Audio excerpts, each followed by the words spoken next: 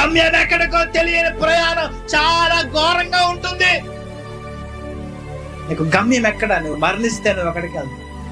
మరణం తర్వాత ఏంటి పరిస్థితి?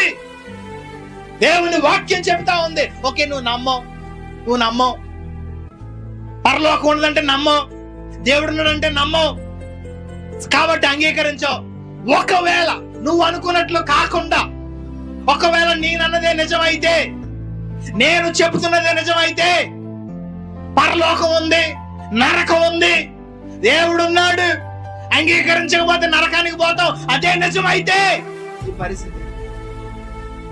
ఒకవేళ అదే వాస్తవం అయితే, నువ్వు చెప్పినట్టు శరీరం మట్టిలో కలిసిపోద్ది, ఆత్మ గాలిలో కలిసిపోద్ది అంటే ఓకే, నో ప్రాబ్లం, నాకు ప్రాబ్లం లేదు, నీకు ప్రాబ్లం లేదు.